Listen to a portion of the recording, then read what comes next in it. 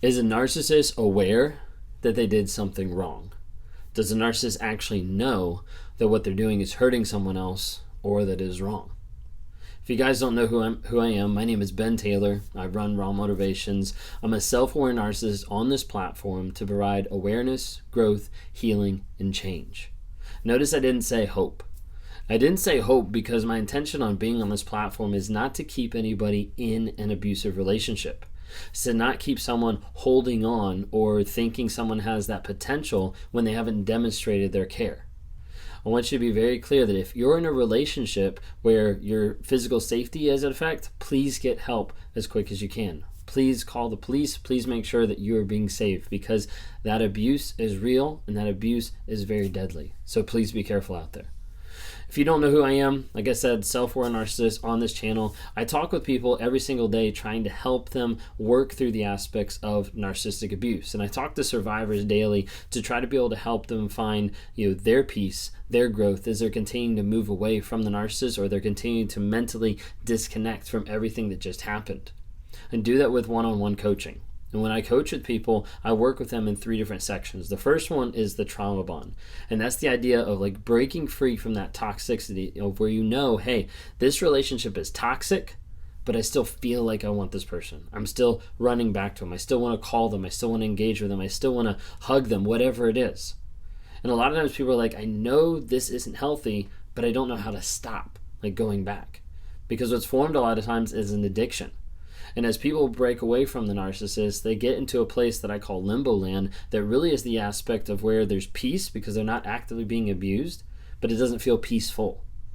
And you might be at that spot where you've been away from your narcissist for a little bit, but you're like, this doesn't even feel right. Like, I just want to go back because something's missing.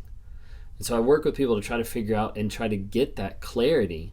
So as they continue to move forward, they have clarity and vision in their life moving forward saying, hey, this is who I want to be. This is the direction I want to go. These are the feelings I want to feel when I attain that. And these are the boundaries I'm going to set up to make sure that I don't go back to this person or that I don't get sucked into another relationship. I do talk every once in a while with narcissists or people with narcissistic tendencies. Honestly, the majority of the time I talk to them, they don't come back because they're not interested in that honesty, that vulnerability, and accountability. But that option is out there. A couple exciting things I wanted to announce real quick before we jump into the video, and that is the NARC app. If you hadn't had a chance to figure it out or to download it, download the NARC app, N-A-R-C, NARC. Download that. It stands for Narcissistic Abuse Recovery Community. We're building a community of people that have been through the abuse or that are going through the abuse and they're trying to get out, they're trying to get education. And so on there we have a lot of different courses about narcissism. We just dropped a new course recently on boundaries, written by Bree, who runs Abuse is Abuse. She's got an awesome course there about what are boundaries, what do they look like, how are they defined, how do you make boundaries, things like that. Check out that course, it'd be great. There's a couple things that's coming out specifically with the app. Is one, on Monday nights from 9:30 to 10:30 p.m. Eastern time, we're starting to do exclusive lives where it's just done in the app. If you're a premium supporter, you'll get an email or you'll get a link to be able to get onto the YouTube, which is an unlisted live, so no one else has access. So it gives you a little bit more kind of like one-on-one time to ask questions, to interact, and to be able to find some answers to the questions you're seeking. We're also starting to do for those premium supporters a monthly Zoom call as well. We're having one at the end of this month, and it'll continue throughout each month. Every single month there'll be at least an hour Zoom call that'll be time for you to be able to ask questions, interact, help build community with one another, and also have a time of coaching and teaching of what we're going to focus on each month to try to help you further your growth and your success as you break free from a narcissist and as you get clarity and continue on with your life. But anyways, that's the updates I wanted to have.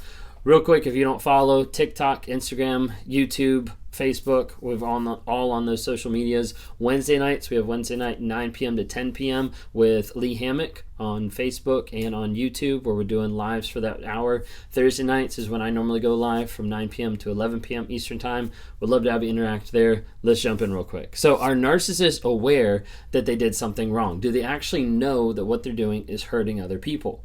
Well, one of the first things I'd like you to consider is how often do they change what they're doing depending on who they're around? You see, oftentimes a narcissist will act a certain way in front of one person and then change that in front of another person.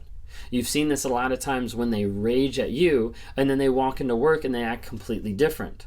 Or they'll be screaming at you in the car and then they step into their family event or reunion and they act like a completely different person.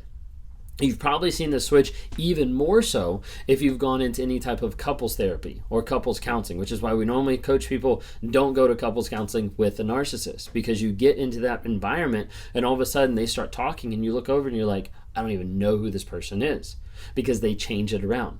The reason why they change it around like that is because they know that something is wrong.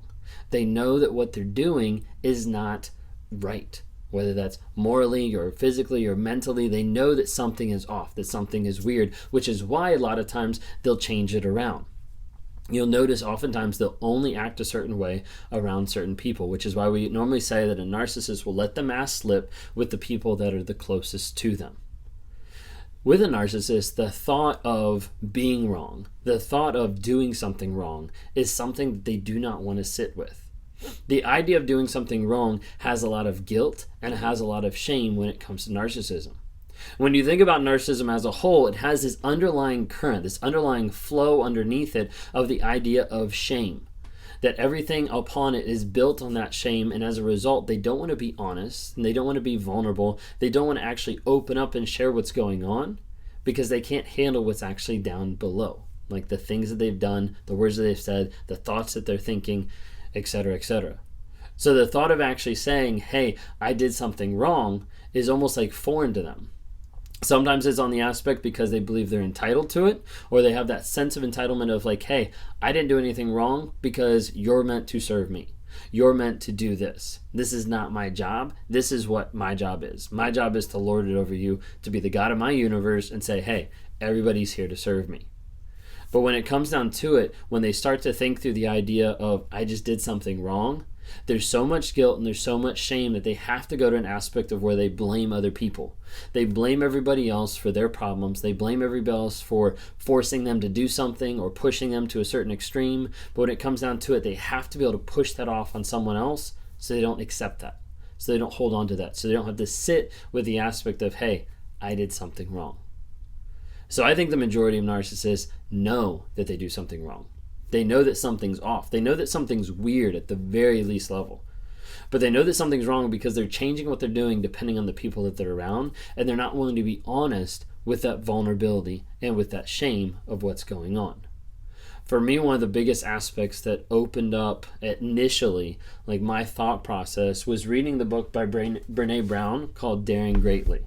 If you hadn't had a chance to pick it up, I definitely suggest it. So look it up on Amazon and be able to grab it real quick. But Daring Greatly, and it says how the courage to be vulnerable transforms the way we live, love, parent, and lead. For me, as I was learning about stuff, even leading up to learning about narcissism, one of the things I learned about was vulnerability, and was honesty, and was shame.